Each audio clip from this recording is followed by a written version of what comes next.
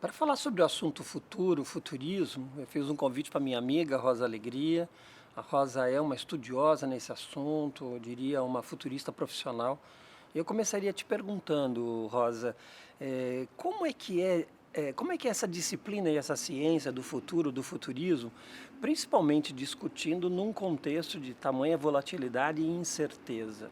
Bem, pensar no futuro é um talento, uma capacidade inerente ao ser humano, né? Nós somos uma espécie, a única espécie que tem essa capacidade mental de se deslocar no tempo. Pensar no futuro a gente pensa todos os dias, quando se acorda, pensa que vai chover, vai fazer seguro do carro, de forma intuitiva. Uhum. O futurismo, ele é uma ciência, é, advinda dessa capacidade do ser humano. Só que é uma ciência estruturada, aplicada na gestão moderna. Estudar o futuro de forma científica é uma atividade que começou na metade do século XX, depois da guerra, em que o mundo estava instável, com aquela incerteza de que haveria ou não a Terceira Guerra. Então, pensadores, grandes cientistas reuniram em torno da grande pergunta: qual vai ser o futuro do mundo? E a partir desses exercícios estratégicos, né, de origem até militar, passou-se a se estruturar métodos, Uhum. ferramentas, e aí foram aparecendo as escolas. Na verdade, o futurismo é hoje uma disciplina que é utilizada por organizações muito avançadas, que já estão captando as oportunidades da mudança. Tem duas formas de você ver a mudança, não é? É esperar que ela aconteça e tentar se adaptar a elas, ou você entender a mudança e se antecipar. Quando você se antecipa a ela, você chega na frente. O futurismo, ele é uma disciplina que te ajuda a entender, estudar o futuro e tirar proveito dele. Estudar o futuro para que você possa aplicá-lo no presente. E mesmo num contexto de muita volatilidade e incerteza, isso é possível? É, eu acho que nesse ambiente de volatilidade e incerteza, não há outro caminho a não ser buscar o que vai acontecer. Que hoje é mais necessário do que nunca. Muito mais nessa volatilidade, nessa incerteza e nessa velocidade, como nunca houve antes, não há nada mais importante do que pensar lá na frente. Todas as coisas que foram, que passaram, já não respondem. Né? O Peter Drucker costumava dizer que o grande problema não são as turbulências que acontecem, né, essa incapacidade da gente responder a turbulências, mas é pensar na lógica do passado. As turbulências existem, vão aumentar e serão cada vez maiores. Para enfrentá-las, para entendê-las, para superá-las, ou para se antecipar talvez a Ok. elas, não tem como não olhar para frente. Não no sentido de olhar para frente e estacionar lá. É olhar para frente e trazer de lá um repertório muito rico de caminhos, ideias, para você aplicar no presente. Ou seja, o futurismo é uma ciência que se aplica ao presente, é um princípio de inovação no presente. Perfeito. A gente não corre o risco de projetar no futuro o passado? Por exemplo, eu olhar as tendências, mas com o olhar do passado? Não corre esse Esse risco? risco sempre existe. Não quero dizer que o passado não seja importante nessa leitura da realidade. Nós temos que ter uma capacidade de trafegar pelos três tempos. O passado, sempre uma referência, que explica o porquê da mudança e os padrões que acontecem no decorrer de uma fase, de uma era. O futuro, ele na verdade é onde você vai buscar os seus insights, onde você vai buscar as suas ideias, o seu imaginário. O imaginário rico, ele vem de onde está um lugar que ainda está desocupado. O passado, ele já foi ocupado, ele é Verdade. confortável. Então, assim, é como se você não olhar para o passado como referência é importante, mas não como residência, Entendi. como algo que vai pautar a sua ação no futuro. Isso é perigoso. Agora, você falou em tendências. As tendências são mudanças em curso e você tem que observá-las. Para inovar, é importante acompanhar as mudanças em curso. Mas você, para provocar uma mudança disruptiva, Você precisa se preparar para olhar coisas que ainda não aconteceram. Ninguém viu. E que ninguém viu. Exatamente, exatamente. Você costuma, eu me lembro dessa metáfora que ela me marcou muito numa aula que você falava e eu fiquei atento a isso, que é a ideia do olhar para o retrovisor, a ideia do para-brisa limpo e a ideia do farol de milha. Conta pra gente, fala um pouquinho dessa metáfora, eu gosto muito Eu dela. falo muito de... É uma provocação, não é? Que a gente faz as organizações que ainda têm essa dificuldade de sair do velho paradigma, que na verdade se assemelham a quem está dirigindo um carro e olhando pelo retrovisor o tempo todo. Então, o que acontece quando você fica olhando para o retrovisor, quando você está numa estrada? Você está perdendo todas as possibilidades de olhar o que vem pela frente. Você está se restringindo a algo que já não tem mais como ser percorrido, o que foi. Então, o retrovisor é você fazer planejamento, por exemplo, projetivo, um planejamento que estende o que foi no passado, históricos, que é o planejamento tradicional. Né? Normalmente, o planejamento tradicional traça o histórico do que foi e você projeta no futuro. Isso não responde e não traz possibilidade de dar aquele salto inovativo. Bom, então, aí, olhar para o retrovisor é isso. Acender o farol é você ampliar as possibilidades que você tem adiante, num caminho que você nunca percorreu. Entrar no desconhecido é você tentar iluminar. Se você não ilumina, você vai estar cada vez mais incerto. Se você ilumina, você consegue ver alguma coisa. Então, o que é iluminar? Acender o farol de milha é você estudar, é você observar, é você fazer pesquisa, é você estar atento às mudanças. Tem um tipo de um radar bastante afinado para captar esses sinais. E quais são essas atitudes e esses comportamentos que a gente deveria ter para captar esses sinais, ter esse radar ligado? Curiosidade de criança.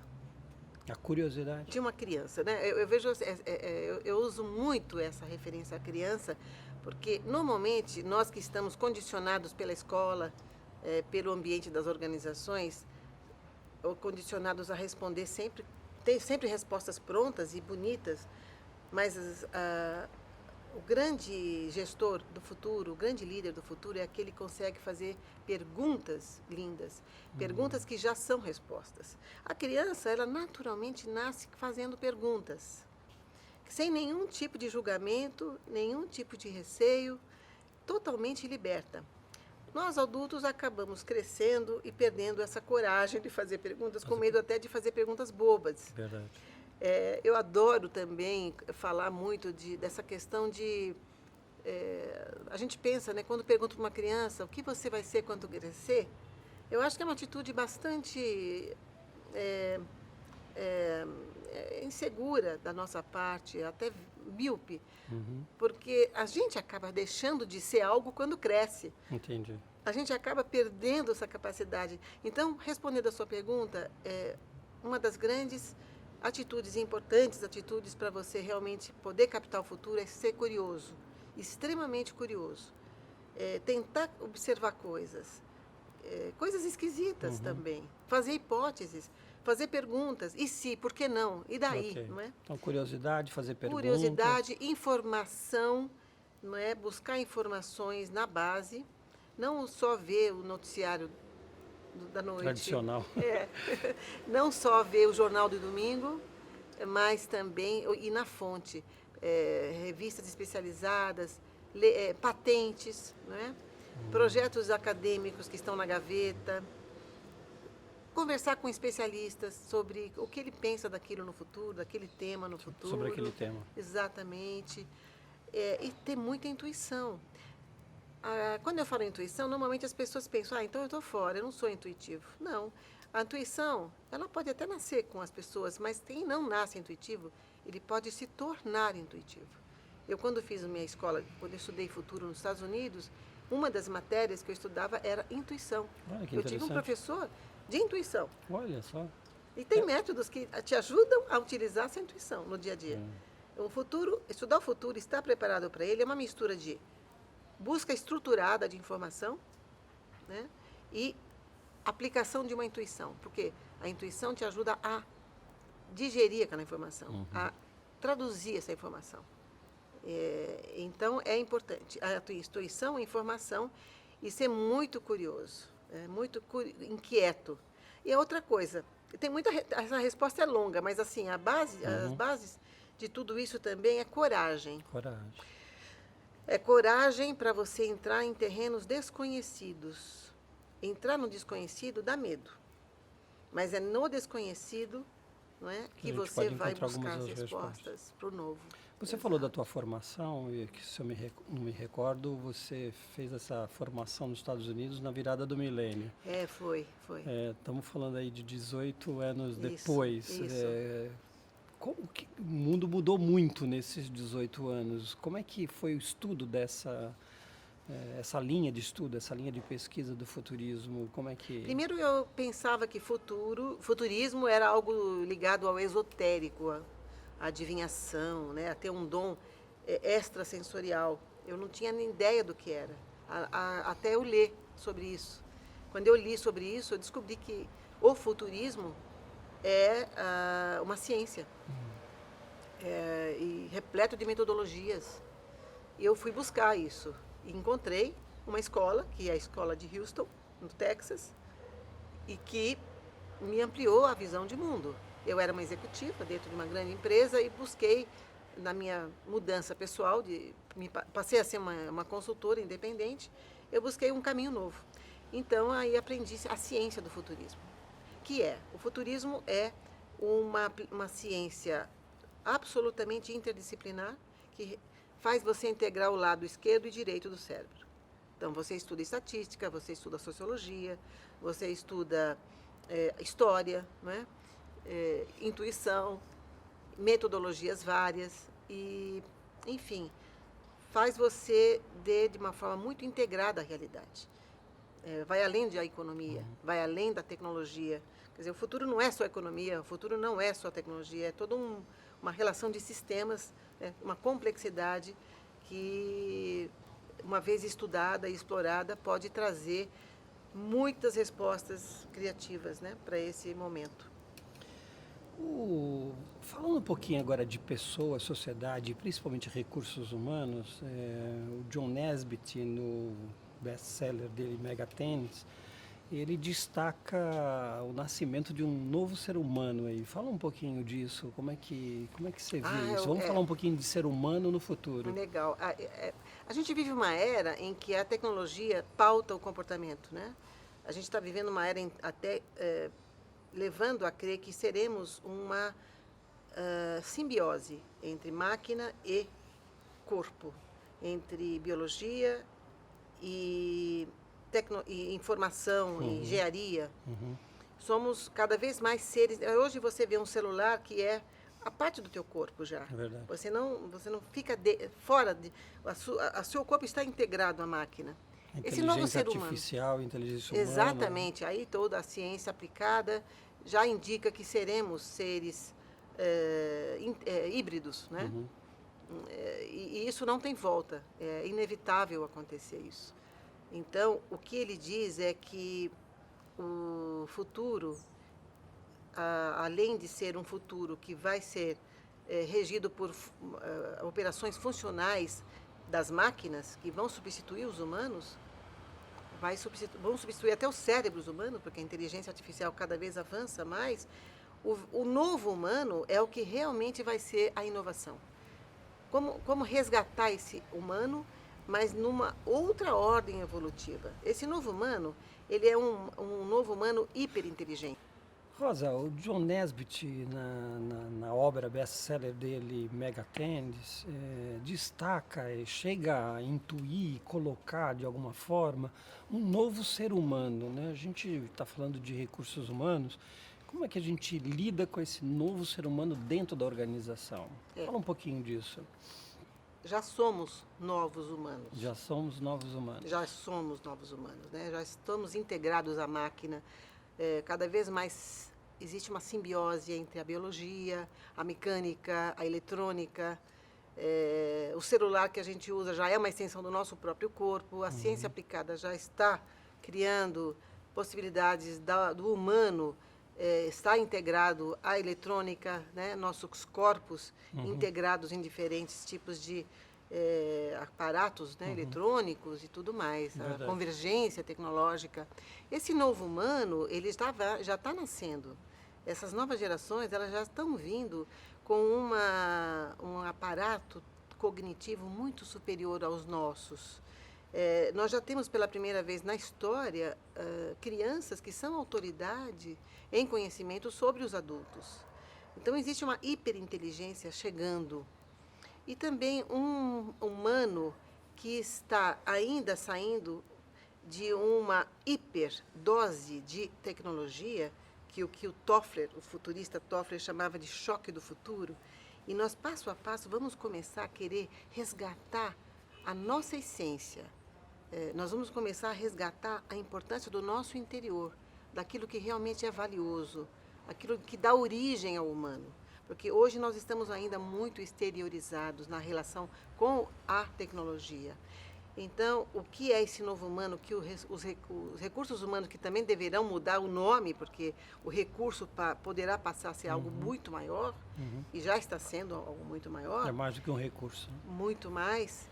Essa humanidade, vamos dizer assim, essa nova humanidade deverá ser atendida dentro de um novo patamar, dentro de uma nova ordem evolutiva. É um ser humano hiperinteligente, é um ser humano muito mais consciente da relação com o seu entorno, com o planeta, com a casa Terra. É um ser humano que, para ele, não vai haver diferenças e nenhum tipo de resistências entre sexo, gênero, idades, raças. Nós já estamos vendo esse movimento, né? A quebra de muros entre as diferenças. Gerações, por exemplo, que hoje passam a se conversar como se estivessem meio que numa horizontalidade etária. Essa quebra de faixas, né, dos XYZ, isso vai estar cada vez mais sendo diluído. Então é importante que a gestão do RH passe a olhar para essa nova realidade. Um ser humano mais consciente, hiperinteligente, necessitado de uma ressurgência espiritual, a valorização da sua identidade e muito mais consciente da sua relação com o mundo, da sua pegada ecológica, dos impactos que ele está causando para o planeta. Existe sim essa nova geração surgindo. Daqui a 20, 25 anos, eu acredito que será a ordem dessa identidade que nós vamos ter e que tem que ser atendida dentro de um novo olhar. Entendi. Do jeito que você está colocando, e quando a gente olha para dentro de recursos humanos, as suas práticas e políticas que trouxe, né, as organizações até aqui, eu fico com uma sensação de que não há um preparo para lidar com essa nova realidade, né, que você diz, já estamos vivendo ela. Estamos falando de pessoas mais autônomas, estamos falando de mais empreendedorismo, estamos falando de mais colaboração. E as nossas organizações ainda estão lá no comando e controle, estão ainda olhando no retrovisor. Está muito lenta essa mudança, Marco, está muito lenta. Mas vamos olhar com esperança. Eu vejo o RH, você é uma pessoa que representa esse movimento novo, né? É um líder nessa área, está começando a se movimentar. Eu tenho sentido isso nos últimos 2, 3 anos. Está vendo esse despertar, essa preocupação que eu acho muito saudável. Né? Uma preocupação um pouco assim desconfortável, mas é muito saudável, porque a gente dá saltos na vida quando existe desconforto. Quando existe zona de conforto, a gente fica estático, fica dentro daquela temperatura morna que não vai nem para frente nem para trás. Então, esse desconforto eu estou sentindo. E assim, eu acho que é uma questão de escolha. A organização que quer estar à frente, ou aquela que quer seguir, ou aquela que quer perder, que quer ficar para trás ou desaparecer. É nesse momento entre o velho e o novo, que ainda você menciona a complexidade, né? A volatilidade, tudo muito turvo. É nesse momento. E por isso tem que ter coragem, porque ainda não dá para ver direito, não é nítido, mas você tem que apostar. Você tem que apostar com coragem e tomar decisões sabendo o que vai fazer, sem saber o que vai fazer. Entendi. Essa é a grande regra do jogo. Quer dizer, na verdade, o que você está sugerindo é que o RH do futuro, então, tem que ser capaz de olhar para o futuro, olhar para fora, olhar para o futuro. Arriscar também. De alguma forma, identificar essas tendências que estão acontecendo, Sim, arriscar, sim, ter sim, coragem, fazer algumas apostas. O RH tem que se futurizar, sem dúvida, porque é a porção da empresa que vai mais ser afetada Porque qual é a base de qualquer organização? É o ser São as humano. pessoas. É. Então, se o RH não está acompanhando esse novo ser humano, ele vai entrar cada vez mais num tipo de exaustão, ele não vai mais ter a utilidade que ele deveria ter. E, repito, dentro de uma nova ordem, o RH, que será algo diferente de um RH, né, desse conceito de RH, ele tem que ser um espaço da elevação do ser humano, um espaço acolhedor para esse novo ser humano. Porque a organização, ela pode não desaparecer, ela pode estar se preparando para esse novo humano e continuar sendo próspera, lucrativa, mas tem que acompanhar. E isso está sendo muito rápido. Tem que acelerar o passo. Legal.